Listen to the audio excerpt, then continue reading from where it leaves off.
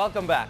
Gaya ng aming nai-report kanina, meron na ngayong three-way tie para sa first place sa UAAP Seniors Basketball standings matapos ang games nitong kakalipas na weekend. Ang defending champions na Bulldogs naman nakuha na ang kanilang unang panalo at susubukang humabol sa Final Four race. For more on the tournament, kasama natin ang basketball analysts at kasama natin sa UAAP sa ABS-CBN Sports si Enzo, Flojo at Christian Luanzon. Enzo, Chris, welcome to The Score. The hoop nut and the playa on The Score tonight. So, pag-usapan natin yung games itong weekend. Siyempre, yung malaking balita doon. First win ng NU Bulldogs this season, 1-3 na sila. At first loss naman ng UST Growling Tigers. Medyo surprising yun, no? Tanungin ko si Christian, first off. Christian, former Growling Tiger, are the Growling Tigers this year a legit contender? Definitely a legit contender. And this is not coming from a biased answer dahil doon ako nanggaling, no?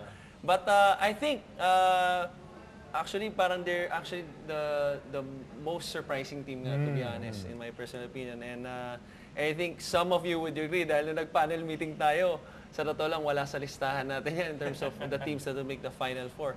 But kitang-kita natin the first 3-4 games, first of all, yung leadership na pinapakita, yung experience na pinapakita nila.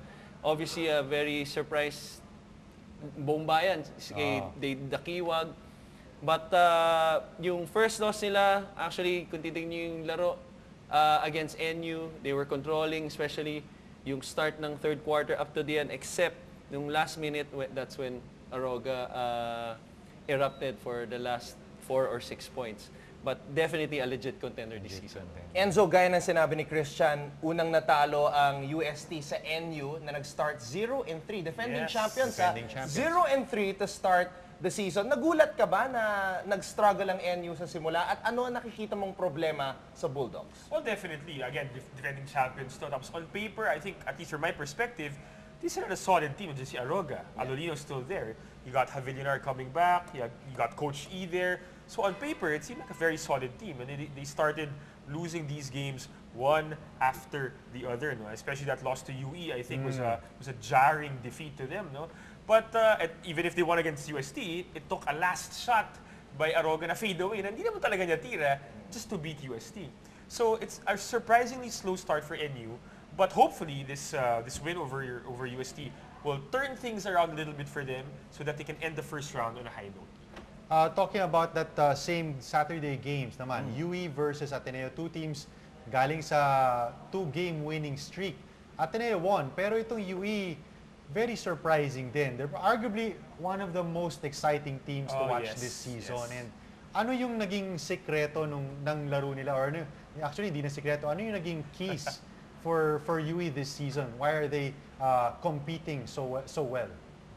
Well, itong UE, they're the fastest team out there right now. They play full throttle, 40 minutes. Pedal to the metal talaga. Takbo ng takbo. And I think that's the thing that makes them so difficult to play against. You have to keep up with their pace, with the tempo that they play. And of course, yung big surprise from that team is Bon Batelier. This guy just coming out of nowhere and surprising everyone with his fearlessness, his ferocity. Talagang kahit sino, walang pinipili. Bastusan yung drive to the basket. Diba? Iba klase si Batelier. He just has been the leader of this team so far this season. At nakakatuwa, no? Dahil itong ang si Bon Batelier, we covered him in the PCCL playing for HTC sa General Santos City ngayon. Nagpapakitang gilas under the bright lights in the UAAP. But, you know, I want to talk about that double overtime game. Na kinover mo, Christian. Napakaswerte mo. You covered that double overtime game, Ateneo against NU, where Kiefer Ravena just went berserk. Ano masasabi mo sa Ateneo this season? This is obviously ang pinag-uusapan na topic when you talk about Ateneo. The last ride ni Kiefer Ravena, the final flight.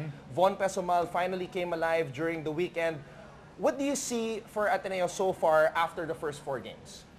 Well, very promising itong team na to, especially after talking to Coach Bo. Actually, if you will put yourself in the shoes as a coach kay Coach Bo, no, he's in a tough situation. And I say this because of the team that he has. What people don't realize, ngayon, arguably maybe the second, third youngest team behind to UE. I think UE is the youngest team. Di ba? They have like 6 freshmen, 2 or 3 sophomores. Yeah. Di ba? And sabi ni Coach Bo, medyo humahaba yung PC niya ngayon taon dahil alam niya, although talented yung mga players dahil he personally scouted them, it would take time. You know, minsan parang ang player parang prutas yan eh. Kailangan hihintayin mong huminog. Mahinog, Oo, huminog, no? Minsan hindi pwede pwersahan yung hinog. So as a coach, no, talagang matetest yung patience mo. And right now actually 3-1, they're off to a good start. I think they would end up maybe number 2 or 3. They will obviously, just like LaSalle, ride and die with their franchise player, Kiefer Ravena and Geronteng. But Kiefer, as we all know, is being the phenom again this year. Before we go, we just want to make this point. I just want to ask you guys, talk about itong FEU Tamaraws. Parang the moment they decide to flex their muscle, are they arguably the deepest and most mature team the league has right now? I would say they are the deepest team out there, and they showed that in their 3 wins. They had that narrow loss to UST, but lahat ng ibang panalo nila, very, very clear na sila yung better team. Yeah. And you have a very good, solid veteran core that is, sabi nga ni Christian kanina, hinog. Hinog na tong core na to finally bring a title back home. They lost last year in the finals. They have the same core coming in. So, all the signs are pointing to FEU having a very, very, very good season right now. Sang-ayon ka ba, Chris, sa sinabi ni Enzo? 100% agree.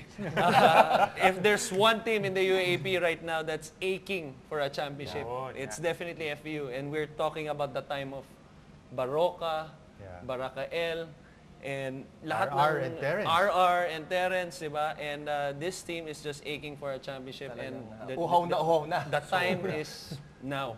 So, yun lang. Tulad ng pagkatanong ni Marco kanina, if they flex their muscle, I think they're the team to beat. Ayan. Okay. Maraming salamat sa inyong mga insights. Abangan pa namin ang mga insights nyo sa UAAP Season 78 coverage. Maraming salamat sa inyong pagpunta dito sa The Score. Thanks, guys.